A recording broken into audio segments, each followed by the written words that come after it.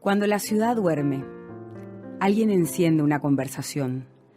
Cuando el ruido de la ciudad oculta las historias, es el momento justo para detenerse y escuchar. Hay un país que no sale en los noticieros, un país de pasos que madrugan, de mujeres que sostienen, de personas que hacen que todo suceda. Ese país vive, late, resiste, existe y tiene voz. Con voz y con aliento. Es un espacio para mirar de frente, para caminar al lado, para hablar con el corazón en la mano.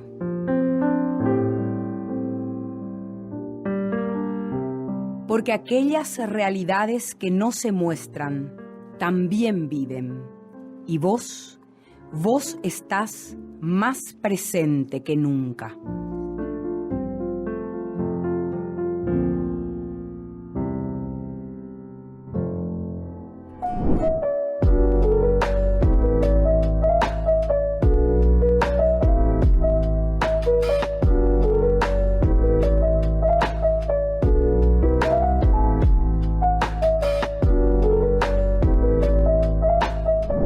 Bienvenidos a Con Vos. Hoy tenemos el honor de recibir a dos grandes, a un dueto extraordinario, Benjamín Fernández Bogado y Lisa Bogados, que nos cuentan sus historias, que nos cuentan cómo el arte y el periodismo se unen al servicio de la verdad. Una cantante prodigiosa y una pluma que cuenta verdades en tiempos muy difíciles, verdades que hoy tienen que seguir siendo contadas. Acompáñanos en este programa en Con Vos.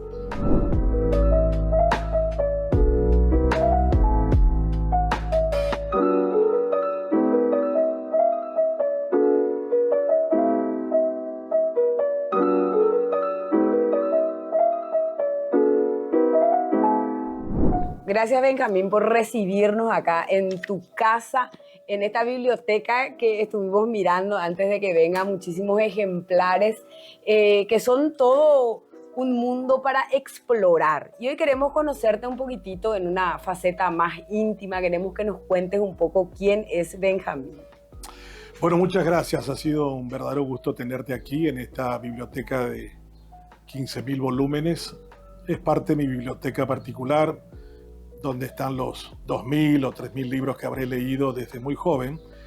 Y soy en realidad un ciudadano preocupado por la necesidad de sacar al país de esta historia de fracasos y de oscuridades. No voy a usar la palabra tragedia, porque los griegos decían que la tragedia se definía por 3 pasos. En la primera, todos los personajes saben que van a morir. En la segunda, ninguno de los personajes quiere morir. Y en la tercera, todos los personajes hacen algo para morir. Y la situación de Paraguay más o menos es una situación como esa. Venimos de la tragedia de 1870, en que el país fue completamente devastado. Y esto se convirtió en un gran osario, un gran cementerio. Y uno dice por dónde se recupera un país. Y yo creo que se recupera a partir de una memoria en la que la educación juega un rol fundamental y vital. Y siempre suelo decir, cuando el Paraguay se reconstruyó después de la salida de los brasileños de Asunción en 1876, inmediatamente el presidente convocó para construir un colegio público, llamado el Colegio Nacional de la Capital, que se funda el 4 de enero de 1877. Y no había profesores y no había directores. Entonces hacen una licitación y contratan a un ex monje mexicano que estaba desempleado en la Argentina de apellido Escudero, y él viene a dirigir el Colegio Nacional. Y lo más interesante de esa época es que era el mejor salario después del presidente, era el director del Colegio Nacional. No eran los parlamentarios, no eran los políticos, sino era el director del Colegio Nacional. Entonces el Paraguay tiene una memoria de reconstrucción, de revitalización a partir de la educación, que creo que es lo que hemos perdido nosotros como memoria. Ahora no creemos que ella sea un elemento dinamizador social y nos hemos terminado de construir en base a lo que los griegos tanto detestaban, los idiotas. O idiotas le decían ellos, sí, aquellos que solo les importaba su cuestión particular y no tenían una mirada de civitas, de civilidad, de civilización, de ciudad. Y creo que si los paraguayos podríamos recuperar dos cosas: la reconstrucción del país a partir de una educación en serio y de verdad, y dos, la conversión de los idiotas en ciudadanos, habremos hecho un gran paso. ¿Y qué nos falta para convertirnos en esos ciudadanos? Si es que nosotros tenemos que mirar hoy cómo está estructurado nuestro Estado, porque veo permanentemente en esa pluma de la cual me gustaría hablar también, esa preocupación de ciudadano. Pero si tuviéramos que hacer, además de eso, un diagnóstico de, en este estado casi de ignorancia generalizada, ¿cómo hacemos para salir? Lo primero es recuperar el entusiasmo de vivir en Paraguay. No tiene que ser así nomás, ya da ya. El país del Aichinyaranga, del país del eterno fracaso, del país en donde realmente la gente disfruta con el fracaso del otro, si lo echan, si lo persiguen, si quebró, si le pasó algo malo. Deberíamos reconstruir el país también sobre la base del reconocimiento de nuestros referentes, porque ellos son los que nos indican la velocidad y la orientación hacia dónde vamos. Y el Paraguay ha perdido referentes en prácticamente todos los campos. En cualquier actividad profesional, los referentes no son necesariamente aquellos que lucen por virtudes cívicas, aquellos que conocen de la especialidad, aquellos que se conectan en calidad de servicio hacia el otro. Todo eso se encuentra en crisis, entre los abogados, entre los médicos, entre los ingenieros. Y lógico, eso nos termina dando también una construcción de lo político que se parece demasiado a nuestros defectos y muy poco a nuestras virtudes. Porque hay una expresión común que se dice: cada pueblo tiene el gobierno que se le parece. No, cada pueblo tiene el gobierno que realmente se le parece en sus defectos y no en sus virtudes. Porque la gente dice: cada pueblo tiene el gobierno que se merece. No, cada pueblo tiene el gobierno que se le parece. El gobierno finlandés se parece al pueblo finlandés. El pueblo sueco se proyecta en su gobierno con sus características. Y nosotros hemos renunciado a parecernos en nuestras virtudes al ejercicio de la política, que es el acto de amor más grande, porque es un servicio hacia muchos que no tienen o no deberían tener vínculos solamente familiares o societarios con nosotros. Entonces yo creo que lo que debemos recuperar es el entusiasmo de ser paraguayos. Eso significa volver a enamorarnos de nuestra condición de país. Y ese es el gran camino que nos toca. Estamos viviendo un momento de mucho retroceso, ¿verdad? Del entusiasmo del 2 y 3 de febrero de 1989, que parecía aflorar una esperanza luego de tanta persecución, de tanto exilio, de tanta tortura, de tanta muerte. ¿Qué no hicimos bien o qué no hicieron bien los luchadores de la dictadura? Bueno, esta es una democracia sin demócratas y eso es difícil de construirlo de la nada. Nosotros estamos haciendo una democracia sin genética, sin historia, sin tradición, y en la mayoría de los casos estamos construyendo una democracia con cascotes, con escombros de la dictadura. Muchos de los referentes que todavía existen en el país en términos políticos o son socios o fueron parte de la sociedad llamada dictadura y que comenzaron ahora a construir un espacio que quieren llamarle democracia pero no la viven. Acá tuvimos una vez un nuncio de apellido Baldicieri que se cansó de nosotros, luego llegó a cardenal él, y dijo: el Paraguay es un pueblo católico no evangelizado. Y lo dijo en Caacupé, ante miles de congregados en esa basílica, en un 8 de diciembre.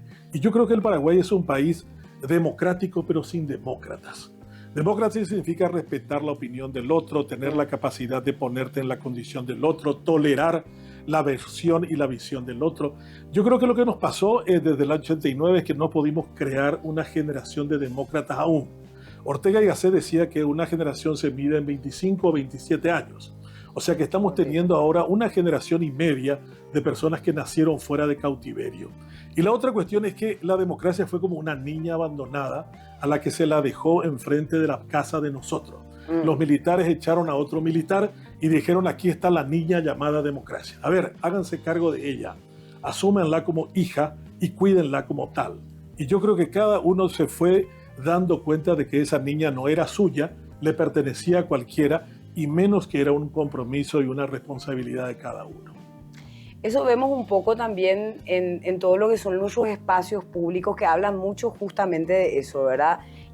Lo público parece que es de nadie y por eso a veces no lo cuidamos, cuando lo público en realidad lo deberíamos asumir como de todos. ¿Cómo ves hoy el espacio público? Bueno, lo público tiene que ser construido también sobre la base de una historia comunitaria. Tiene que ser un trabajo entre todos para reconocernos que lo público es de todos nosotros y no es de ninguno. Aquí lo público es percibido en la segunda acepción. O sea, uno destruye lo que está en una plaza porque considera que es de nadie, rompe algún espacio que tiene que ser cuidado por todos y sin embargo no lo reconocemos como tal. La democracia es una visión ajena a nosotros. Y también lo público es considerado simplemente como un espacio de cacería del grupo que accede al poder. O sea, va y toma el espacio llamado Congreso, Justicia o Poder Ejecutivo y dice, esta es nuestra oportunidad. Vamos a cazar en este coto que tenemos ahora y que es parte de nuestra realidad en términos de asección del poder. Y creo que en ese sentido nos falta también pedagogía democrática.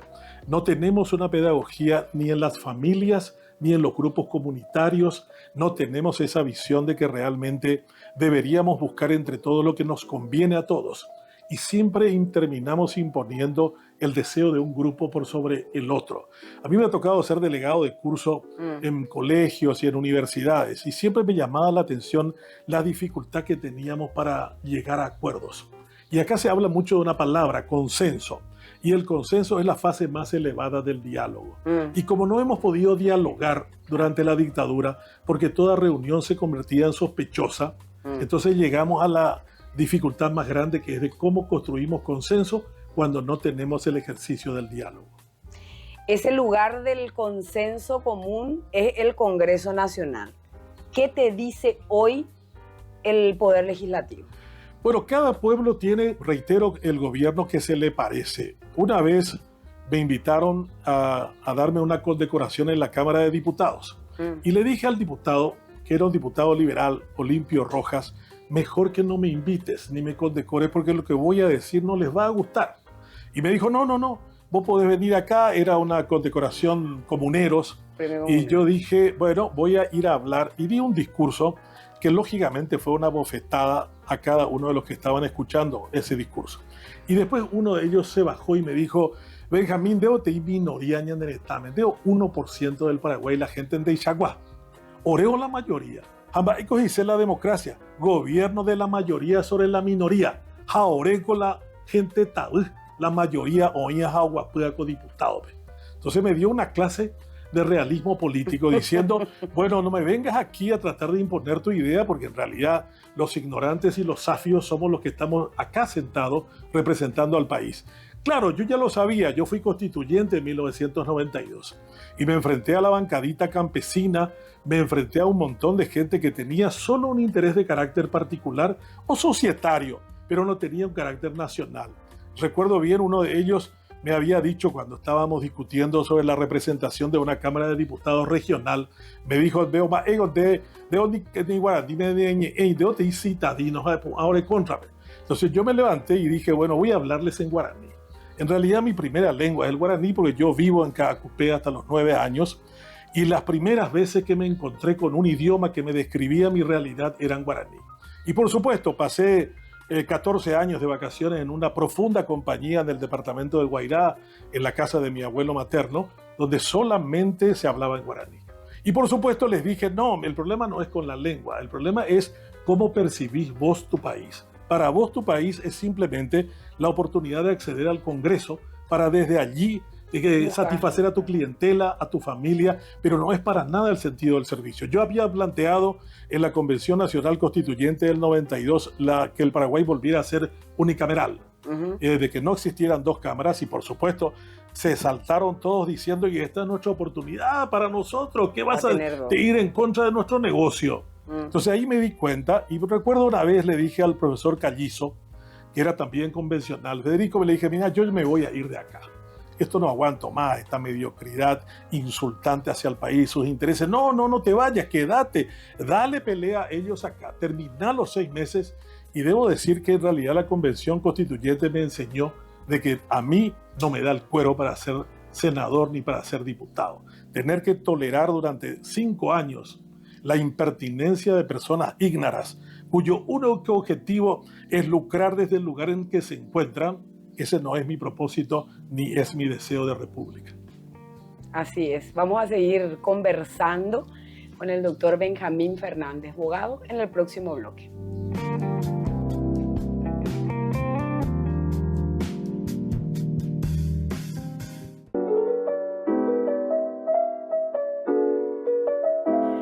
Nos contaste que naciste en Caacupé, los primeros 14 años viviste en ese departamento tan hermoso que es el departamento de Cordillera. Y ya de joven, ya formado, en el año 1985, hiciste un documental sobre el hospital psiquiátrico en plena dictadura que te costó tu carrera periodística, Benjamín, en aquel momento. ¿Qué es lo que te impulsó a denunciar esa realidad, sabiendo finalmente cuáles eran las consecuencias de decir la verdad en el régimen estronista? Bueno, bien, yo soy el hijo de una maestra muy querida en la comunidad de Caacupé y de un contador muy honesto. Mis padres fueron extraordinarios faros referenciales de mi vida. Mi madre venía a tener a sus hijos en el Sanatorio Mayo, ahí sobre la calle Coronel Bogado, y luego retornaba a Caacupé. O sea, todos nacimos en Asunción, pero criados en Caacupé, hasta que mi madre con mi padre, a los 9 años, deciden mudarse a Asunción, que para nosotros fue la pérdida del paraíso. Y recuerdo bien que mi hermano mayor, Javier, me dice, preguntarle a mamá qué pasó, porque esta casa es realmente la última casa de paja sobre la calle 22 de septiembre y Teniente Fariña. Y yo le digo a mi mamá qué es lo que ocurrió aquí. Aquí hubo un tremendo problema económico probablemente entre ustedes. Y me dijo, no, mamá, mamá me dijo, no, lo único que queremos es que ustedes estudien y no terminen siendo vendedores de dulce, de chipa o conductores de autobuses. Por lo tanto, lo que queremos es que ustedes tengan oportunidades educativas superiores a las que les puede ofrecer Caacupé en este momento. Y bueno, terminé la escuela primaria en una escuela católica subvencionada, la Beato Luis Guanela, ahí en el barrio Ciudad Nueva, y luego 6 años en el Colegio Nacional de la Capital y luego 6 años en la Universidad Nacional de Asunción. Pero en esa época también ya no me gustaba este régimen. Había sido durante ese tiempo antes catequista, organizador de grandes eventos religiosos musicales, y me marché a España, gané una beca en la Universidad de Navarra. Tenía 20 años y había descubierto una Europa que no se parecía nada a este país chato, gris, que era la dictadura de Stroessner. A mi retorno vine y continué mi carrera de Derecho, y hasta que volví a salir y me fui a vivir a Quito, a Ecuador, haciendo trabajos de radios comunitarias en Ecuador y en toda América Latina. Hasta que muere el presentador de noticias de Canal 9, Héctor Velázquez, y me ofrecen venir a Asunción de nuevo y dirigir ese informativo. Mi madre, que dijo, mira, todavía no terminaste tu carrera de Derecho, tenés ya un rezago de 1 año, nosotros vinimos para que tengas una carrera universitaria, eres periodista, pero eso no es lo que queremos, o no es lo que queríamos. Y finalmente vine y terminé mi carrera de Derecho aquí y también dirigí los informativos. Y en esa época, para mí el Paraguay era un gran manicomio. Esta era una dictadura pero tremendamente asfixiante, degradada en todos sus aspectos, y encontramos con Ray Armele, con Manuel Cuenca, de que contar la historia de los que eran internos en el hospital psiquiátrico, ahí sobre la calle Venezuela, era una manera de retratar el régimen. Fue un documental de 8 minutos. Invertimos $80 y ganamos el Gran Premio de Corea, el mejor documental del mundo. Ganamos a la BBC, ganamos a la Globo, ganamos a la CBS americana, y fue una cosa espectacular. Es el único gran premio de la televisión paraguaya en 60 años, y acá fue una sacudida enorme. El régimen se dio cuenta, después del impacto que tuvo el documental, de que habíamos hecho una impertinente y sospechosa crítica al régimen. Y el gobierno me dijo, bueno, a partir de ahora nos has engañado, has utilizado las cámaras de nuestro canal y te vas. Afortunadamente, en ese momento gané una beca Fulbright para estudiar mi maestría en la Universidad de Minnesota y me fui a Estados Unidos. Lo que yo tontamente había pensado es que se habían olvidado de lo que yo les había hecho, y además escribía en periódicos americanos denunciando la dictadura de Stroessner. A la vuelta ya subió la policía de Stroessner al avión, dijo todos pueden bajarse menos él. Eso fue en el año del año 88. Entonces fui directamente al Departamento de Investigaciones, al centro de tortura que tenía la policía, un sitio tétrico, un lugar donde se torturaba 24 horas. Y cuando llego al lugar me dice, bueno, usted tiene esta celda. Me quedo en la celda y me dice, usted va a ser interrogado dentro de 1 hora. Me acuerdo bien que era el doctor Ali, que era una cosa también surrealista. Él era el interrogador, pero toda la oficina de él tenía pegatinas, tenía fotos del Club Libertad. Él era un fanático del Club Libertad, pero era el encargado de sacarme mi libertad. Entonces me pregunta acerca de todo lo que había hecho, lo que había contactado en Estados Unidos, y me doy cuenta de un tratamiento diferente que había tenido, que el gobierno no había dimensionado. Porque recuerdo que antes de venir a Paraguay, había hablado con el senador Kennedy. Le conocí, hablé con él, le comentó mi caso y le dijo, no, mira, cuando llegues a Paraguay y si no sales del aeropuerto, como ocurrió, que tu mujer me llame y que diga, él no salió. Y a partir de allí es mi problema. Sí. Y le llama al embajador americano en Paraguay, Timothy Towell, y le dice, saque un statement, saque una nota pidiendo la inmediata libertad de él. Y Towell le dice, no, yo no puedo hacer eso porque él no es ciudadano americano. Y le dice Towell, le dice Kennedy, yo soy el presidente del Comité de Asuntos Exteriores del Senado. ¿Usted entiende lo que le quiero decir? Y usted es un irlandés como yo, venido con una mano adelante y otra atrás, perseguido por la injusticia británica. Y usted va a pedir y va a luchar por la liberación de él. Y lo hizo, a regañadientes sacó un statement y eso significó que las torturas pararan. Y fue un tratamiento realmente cambiante, completamente distinto posterior a eso. Entró el monseñor Cuquejo después de 5 días y estaba el comisario Cantero, que era el jefe de la tortura de investigaciones, y me dijo, Cuquejo, vamos a hablar en inglés para contarte tu situación y para que no entienda. Y hablamos en inglés y me hizo una descripción de cómo estaba la situación y qué es lo que pasaba y quiénes son los que estaban por detrás de esa situación. Y bueno, finalmente me sacaron con la condición de que no hablara, de que no escribiera, de que no tuviera ningún acceso a ningún medio de comunicación. La Iglesia Católica me extiende generosamente la oferta de ser director de Radio Cáritas. Y allí en un programa de Óscar Acosta, que trabajaba en esa época en Cáritas, me invita para hablar con Salún Flecha sobre política exterior, hasta que llama el vocero de Stroessner y dice que se calle ese. Si no se calla, cerramos la radio inmediatamente.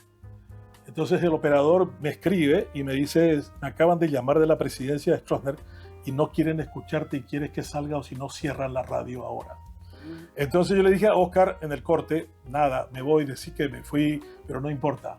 La radio tiene que seguir abierta. Eso fue el 10 de diciembre del año 88. El golpe de Estado llegaría un mes y medio después. O sea que realmente eso fue un tiempo muy, muy tortuoso, muy difícil. Tenía un policía en mi casa que cuidaba mis movimientos, que cuando salía él me iba detrás. A tal punto que ese policía se acostumbró tanto a mí que cuando vino el golpe de Estado me dijo, doctor, yo no quería hacer todo lo que hice, pero tuve que hacerlo. Tuve que informar sobre quién veía usted, de qué manera, y yo le pido disculpa y le pido perdón y le pido que sea el compadre mío. Mira. Porque mi esposa ha tenido un hijo y yo creo que usted puede ser mi compadre. Pero fue todavía más terrible que el torturador, que era un joven de 22 años, me lo encontré una vez en la calle y vino y se arrodilló y me besó el pie. Y yo le agarré y le levanté y le dije, levántese usted es un hombre indigno, golpeó, humilló, quebró a tanta gente. Y dice, yo no tenía nada que hacer, era un resentido, era un pobre infeliz. Y le dije, ¿cómo usted se salvó? ¿Cómo usted no fue preso? Usted debería estar preso. Hace 2 años que cayó el golpe de Estado. Hubo el golpe de Estado, cayó Stroessner, usted está libre. ¿Cómo puede estar libre? Finalmente él fue denunciado y entró preso. Y ese tipo de gente, que la gente dice, no, estoy en el poder y puedo hacer lo que quiera. Yo me he encontrado a lo largo de toda esta historia con gente que ha hecho cosas indignas y que se ha tenido que arrodillar, humillar, para decir, por favor, no me delates o no cuentes mi condición como tal. Yo creo que la generación de Stroessner desafortunadamente dejó a mucha gente muy cobarde en este país. La gente valiente como tú y otros son casos excepcionales y la gente se pregunta cómo se puede ser valiente en un país que enseñó la cobardía desde la génesis propia de sus madres. Totalmente. Justamente, bueno, era la pregunta también un poco lo de Radio Cáritas. ¿Y qué lecciones de aquella época aplicarías hoy ante las amenazas que están existiendo a la libertad de prensa, a la libertad de expresión, a nuestras libertades en general? Pero por sobre todas las cosas, ¿cómo catalogás a este gobierno? ¿Es un neoestronismo? Bueno, todo gobierno paraguayo siempre ha creído que puede quedarse con los mismos signos autoritarios de Stroessner. Todos lo probaron de alguna manera. De alguna manera. Nicanor había intentado cambiar la constitución para ser reelecto, Lugo también lo había intentado, Cartes lo había intentado, pero la constitución ha salvado en muchas oportunidades al país y el Congreso también. Esta es la primera vez que hay un Congreso con mayoría similar al Ejecutivo. En todas las anteriores el pueblo paraguayo había votado cruzado. Y había un Congreso que significaba el balanceo al poder del Ejecutivo. Yo creo que acá no tenemos ninguna posibilidad de que retornemos a eso, a pesar de que tengan intenciones algunos de hacerlo. El Paraguay no va a retroceder a los tiempos autoritarios, no va a renunciar a su libertad. Pueden intentarlo de distintas maneras, pero no lo van a lograr. Yo se lo he dicho a varios que lo intentaron y que conocí en toda esta época democrática. Recuerdo al general Oviedo, le dije: general, ¿usted cree que vamos a retornar a la época de Stroessner donde vos y la gente de la caballería podía hacer lo que quiera? Jamás, no lo vas a lograr. Y vamos a evitarlo para que lo hagas. Muchos de nosotros que creemos que el Paraguay se merece vivir como mínimo 5 o 6 generaciones en libertad hasta que aprenda el sentido de ella. Yo creo que aunque pretendan hacerlo, creo que no hay ninguna posibilidad. Mientras tengamos libertad de expresión, mientras tengamos la capacidad asociativa, mientras creamos que entre todos de que el Paraguay es posible que sea una nación en libertad y en democracia, no van a pasar. Van a intentar hacerlo, van a repetir varias veces que eso es posible, van a intentar inocularnos el virus de la dependencia, del terror y del miedo, pero como decían en los tiempos anteriores al fascismo, no pasarán, no pasarán. Finalmente, para despedirnos y agradecerte infinitamente tu tiempo, este tiempo que estás cediendo también a jóvenes que nos están mirando, a mujeres, a familias, donde tenemos que aprender a hablar, a expresarnos, a manifestarnos, a quitar lo que tenemos dentro. Si tendrías que dirigirte a esos jóvenes que hoy son mayoría en este país, ¿qué le dirías, Benjamín? Que se despierten, que se movilicen, que se unan, que hagan trabajo de carácter voluntario, porque la política no es solamente la que vemos reflejada en los poderes del Estado. La política en realidad tiene que ver con el compromiso que cada uno asume para con el otro. Esa idea de la alteridad de Hannah Arendt es lo que realmente constituye un parapeto para cualquiera que quiera imponerse sobre la voluntad de cada uno. Este es un país inmensamente rico, pero que ha convertido su pobreza de carácter moral y material en un factor de lastre que nos impide acusar recibo de las oportunidades que tenemos. A mí me encanta mucho esa expresión de Jefferson cuando define la democracia como un sistema político de oportunidades donde cada persona tiene que estar segura de que tiene por lo menos una oportunidad.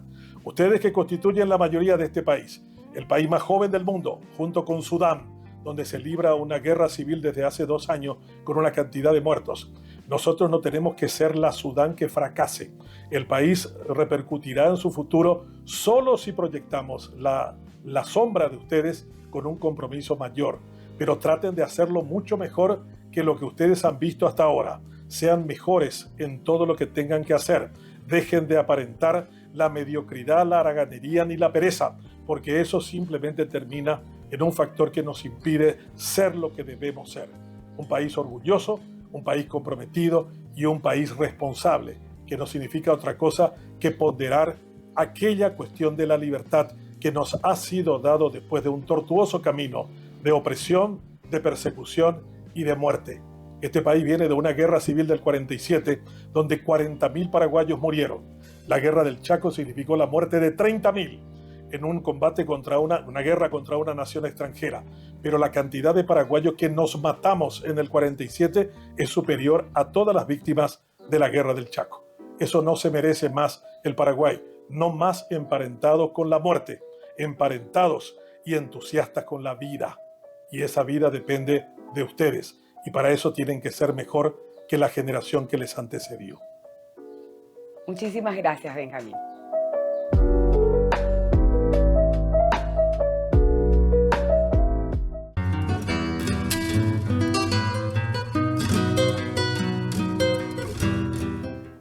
Muchísimas gracias, Lisa Bogado, por recibirnos acá en este que es una especie de santuario. Un donde pequeño espacio. Tu pequeño y tuyo espacio, también. así es.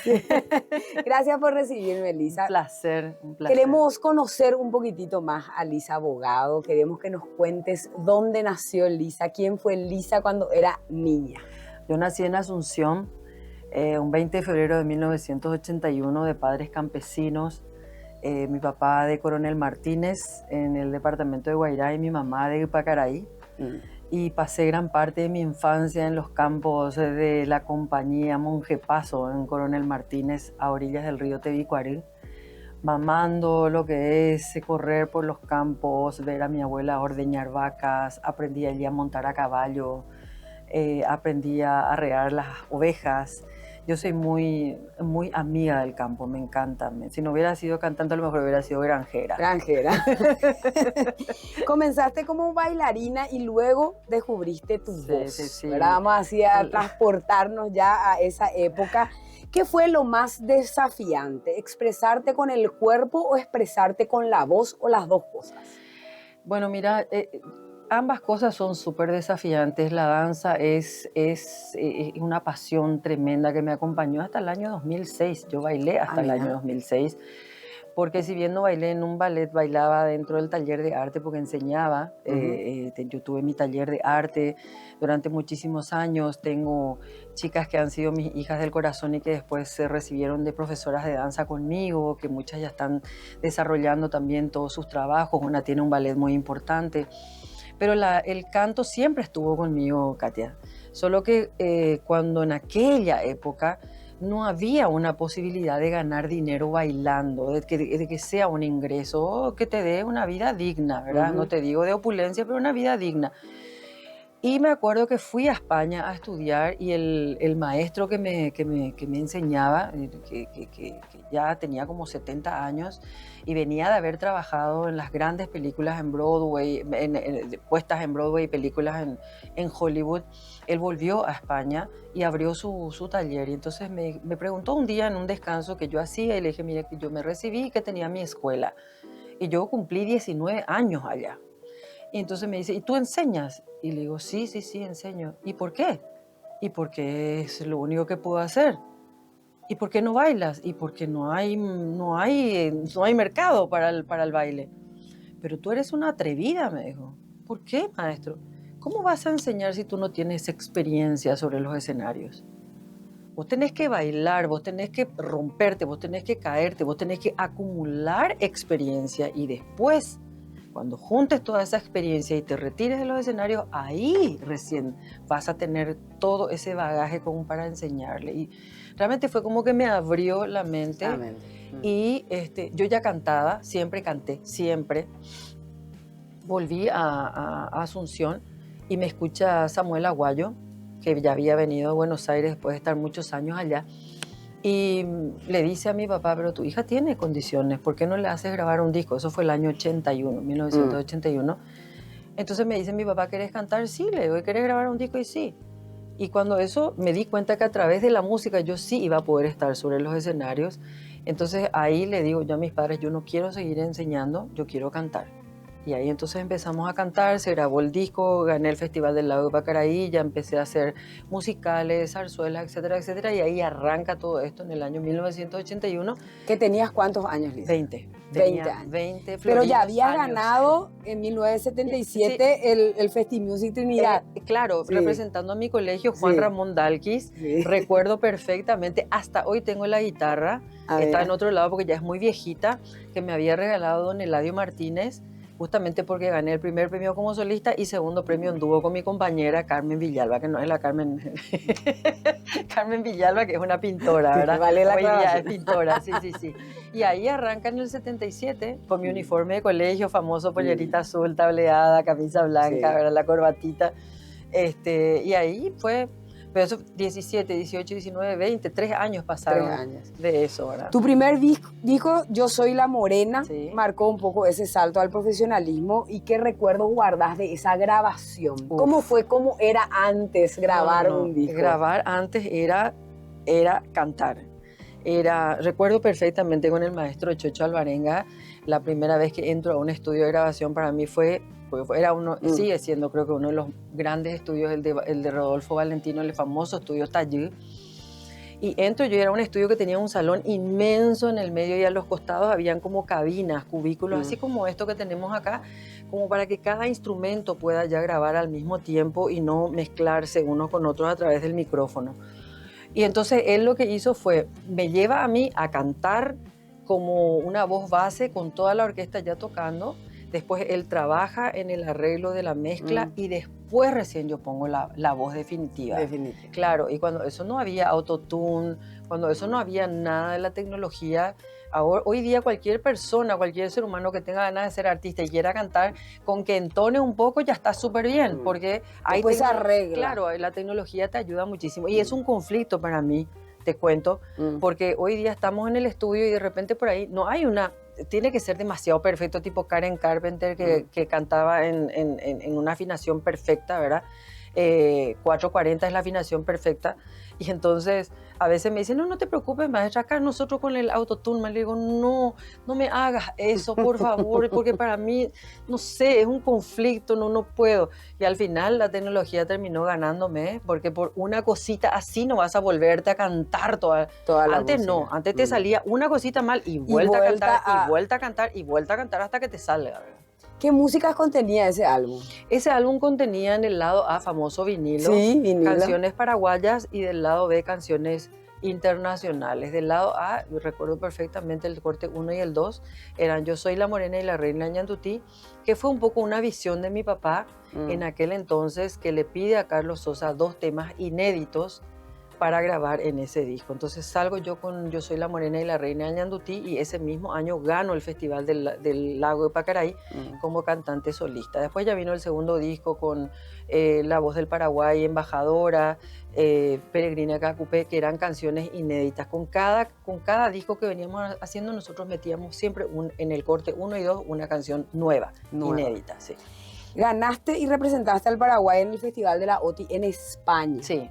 ¿Qué representó un poco ese cambio de escenario, ese salir del Paraguay y plantarte, digamos, en el escenario internacional? Tiene una historia. Esa canción se llama A veces quiero ser, que justamente está en el disco Laboratorio del Alma, porque es la primera vez que se grabó ahora esta canción, después de prácticamente después de 40 años. Después de 40 años se graba la canción ahora y está en el álbum Laboratorio del Alma.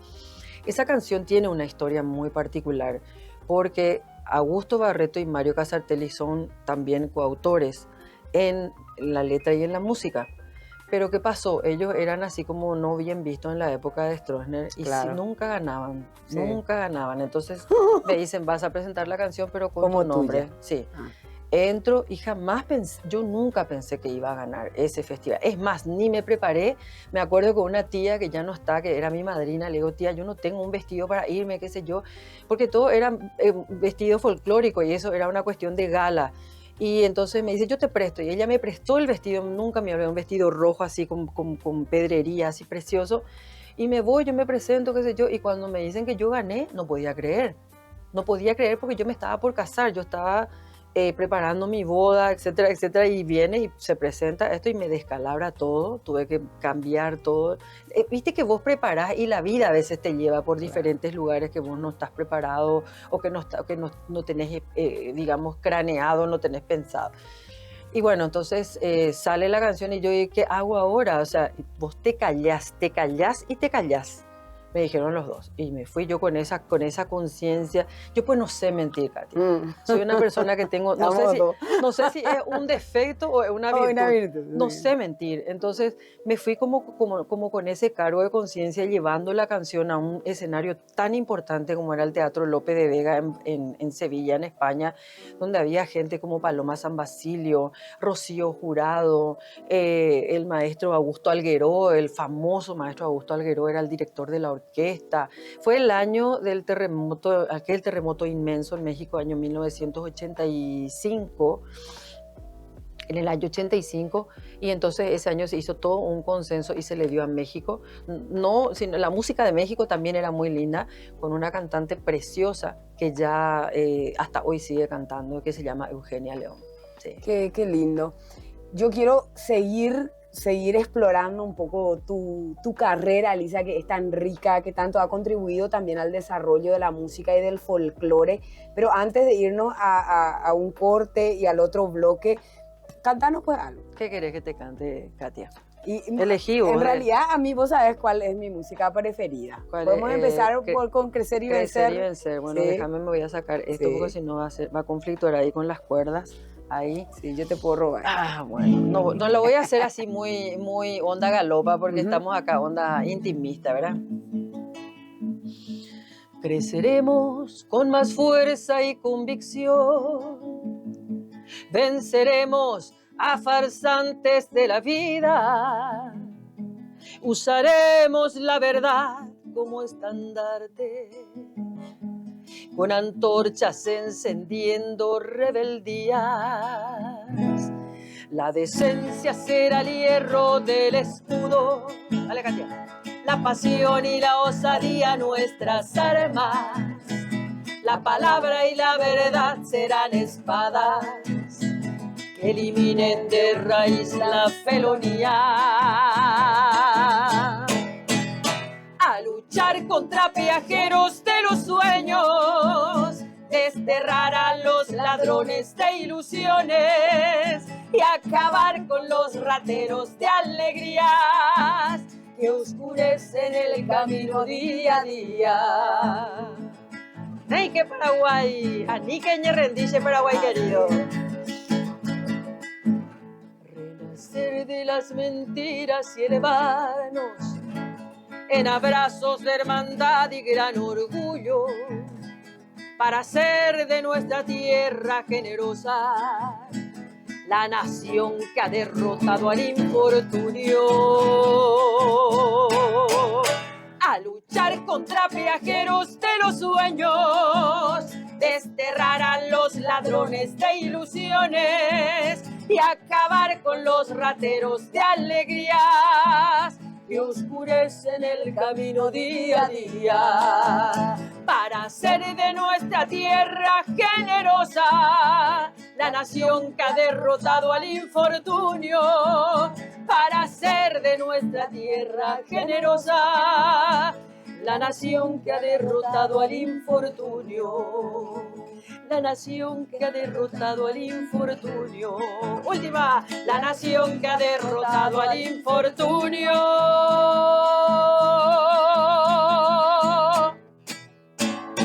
¡Ea!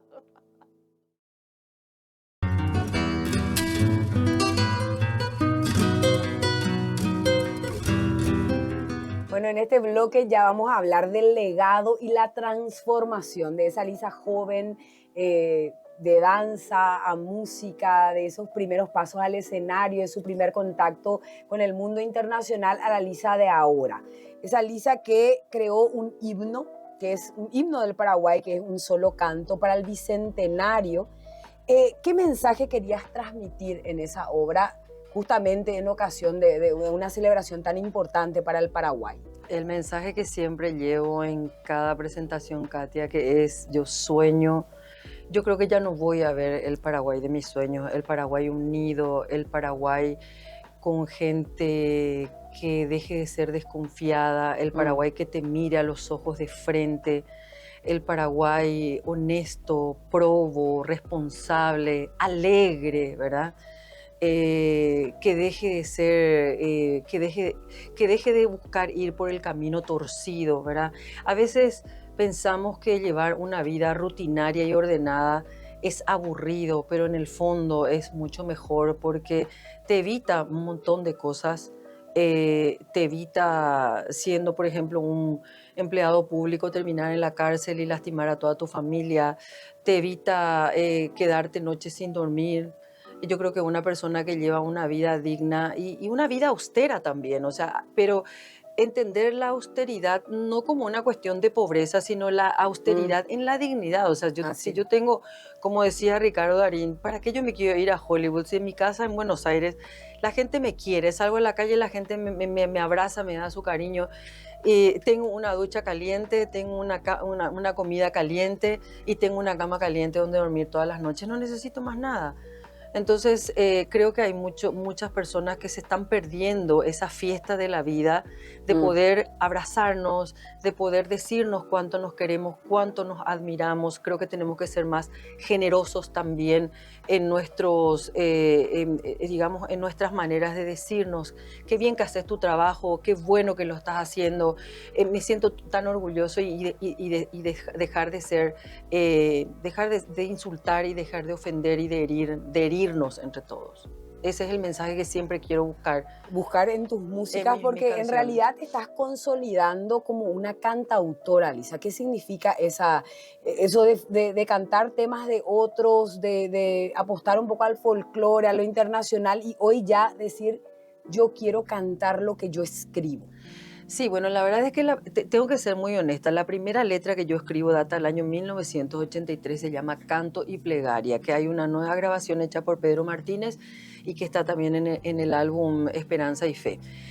Después fui haciendo canciones que fueron como mechando diferentes materiales que con el tiempo yo sentí esa necesidad que se prende, no sé si fue el milenio, cuando entramos al 2000, yo sentí como una necesidad, cumplí 40 años, ¿verdad? Es como que parece que la mente se te abre y empezás a mirar de otra manera. Y dije, yo necesito hablar mi música con mi propia voz, necesito contar mis experiencias, necesito contar cómo siente una mujer paraguaya, no solamente artista, sino una madre, hija, esposa, ciudadana, ¿verdad? Yo soy una ciudadana que sufre muchísimo, digamos, las imperfecciones de nuestro sistema, Las por decirlo de injusticias, alguna yo manera, veo ¿verdad? así como las Sí, injusticias sí. también te tocan Claro. y en las letras de tus músicas Sí, se nota eso. que dice en el tema herencia que le escribí a mi papá, porque pasé una infancia realmente que me marcó muchísimo, donde yo veía que a mi papá le venían a llevar con la caperucita, se iba incomunicado, ¿verdad? Pasé eso con mi papá, pasé eso con mi esposo, ¿verdad? Yo embarazada de mi última hija, pasé todo eso de que le llevaron a Benjamín.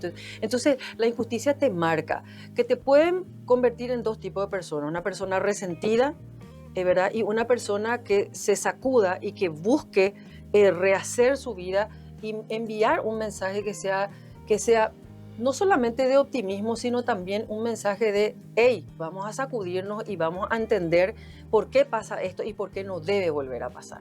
Y más o menos por ahí va la cuestión. Tu voz tiene tanta autoridad moral, Lisa, sobre todo por te vayan tantos años de trayectoria. Si vos tuvieras que decir qué le falta a nuestra cultura, qué nos falta como país, como Estado, en la organización de ese legado cultural que es tan importante, porque finalmente somos eso, somos nuestra música, somos nuestra poesía, somos el teatro, somos las expresiones culturales que hacen que uno pueda conocer su historia y también que uno no esté condenado finalmente a repetir. ¿Qué nos falta? Nos faltan leyes, nos falta cohesión social, le falta autocrítica al gremio. No, yo voy a empezar por hacer el mea culpa, ¿verdad? Nos falta mucha autocrítica también a nosotros los artistas que no somos realmente unidos como deberíamos de serlo. O sea, nuestras maneras de ser paraguayas tampoco se despegan de los artistas. Eso por una parte. Por otra parte, tenemos gobernantes que muchas veces no entienden la dinámica y digamos las problemáticas de lo que es el mundo del arte, ¿verdad? Ya tuvimos un presidente que había dicho que cuando le preguntaron cómo iba a reactivar la cultura y dijo vamos a volver a abrir las parrilladas, ¿verdad? La cuestión no va por allí. Está muy bien, pero tampoco va por allí. Así es. Ahora tenemos un gobierno de que salió y dijo de que por fin los artistas van a tener un seguro social, siendo que la Constitución misma nos garantiza a todos los ciudadanos de esta república tener un seguro social, no solamente los artistas. Entonces, yo sinceramente, yo no sé si Santiago Peña va a ver este programa, espero que sí, pero quiero decirte, presidente, de que realmente si vos querés ayudarnos a los artistas, por favor, devolvé el 50% de la copia privada que nos sacaste y que eso a nosotros nos ha afectado muchísimo. Eso por una parte, ¿verdad? Y por otra parte, que por favor recurras a personas que entiendan realmente lo que es la dinámica. Yo entiendo que hay gente que está haciendo todo lo posible, pero que el manejo del arte y la cultura tienen otros códigos, tienen otras maneras. Ahora, por ejemplo, con el tema del seguro médico, Katia, dice que va a haber ¿cómo se dice? Un consejo que va a designar quién es y quién no es artista. Esto es demasiado subjetivo, porque hay personas que nunca pasaron por una escuela de arte, pero que tienen un talento impresionante, ¿verdad? Entonces, ¿cómo se va eso a decir? Vos tenés que tener un título que te diga que sos artista. Imposible. Imposible es, ¿verdad? Y entonces, yo no sé, es como que queremos hacer bien las cosas, pero que de repente no nos informamos y no nos asesoramos bien como tiene que ser. Y podemos también, ¿por qué no?, bajarnos de nuestro orgullo y preguntar cómo se hace en otros países, como hace Uruguay, por ejemplo, ¿verdad? Sí, sí. Que es un país prácticamente somos iguales. Sí, porque el derecho comparado puede ofrecer soluciones a una dimensión que es la cultura que nosotros necesitamos elevar. Porque lo que hace el arte, la música, el teatro y la poesía en los jóvenes es impresionante. Es nuestra identidad. No solamente eso, sino que le da la oportunidad de canalizar toda esa energía juvenil en un instrumento, en una voz que habla en el teatro, en una pintura. Estamos muy vacíos de espacios artísticos que hoy hagan que haya Y los eso. espacios que hay son caros. Sí, así Los es. espacios que hay son caros. O sea, un teatro te cuesta arriba de los 3 millones de guaraníes. Sí. Un teatro no se puede nomás alquilar así. Si vos te vas a ir solamente con el tema de la venta de entradas, tampoco la gente se mueve para comprar las entradas. Yo me paso todo el tiempo diciendo, consuman lo que Paraguay hace artísticamente, consuma a su artista paraguayo, no importa el género que sea. Si te gusta el folclore, si te gusta el reggaetón, si te gusta el heavy metal, lo que sea, pero consumí a tu artista paraguayo. Bueno. Esa es una linda manera de darle trabajo, de darnos trabajo a nosotros y de hacer patria. Así es. Muchísimas gracias, Lisa, por recibirnos. Hoy tuvimos un programa súper genial. Extraordinaria pareja. Hablamos con Benjamín Fernández Bogado, nos contó un poco ese diseño de país que realmente nos merecemos todos y todas, y la voz prodigiosa de Lisa Bogado, que termina y le da cierre a este programa de Con Vos, para invitarte a seguir reflexionando desde la música, desde la canción y desde la letra que le imprime Lisa Bogado a su música.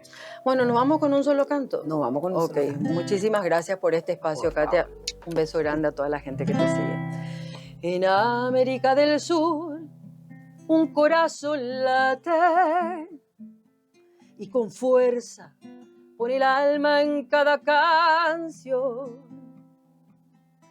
Con ella va todo el orgullo de mi raza, gente valiente, Naimboyo, Yaiba, de estirpe hispano-guaraní.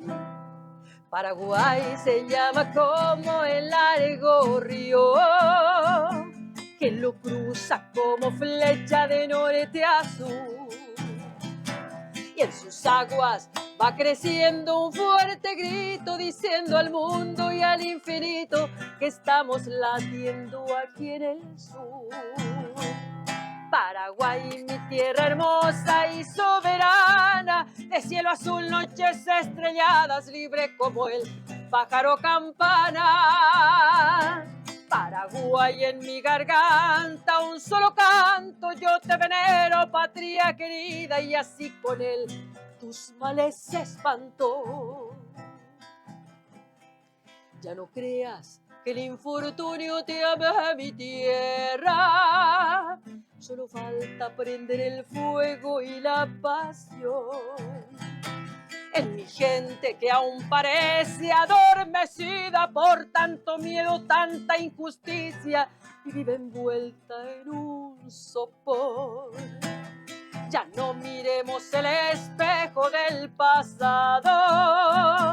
El futuro nos promete esperanza y fe. Por favor, Señor, levanta la frente, mi pueblo paraguayo, que así podemos llegar muy lejos y ver a nuestra patria crecer. Paraguay, mi tierra hermosa y soberana de cielo azul, noches estrelladas, libre como el pájaro campana. Paraguay, en mi garganta un solo canto yo te venero, patria querida, y así con él tus males espanto. Paraguay, mi tierra hermosa y soberana de cielo azul, noches estrelladas, libre como el pájaro campana.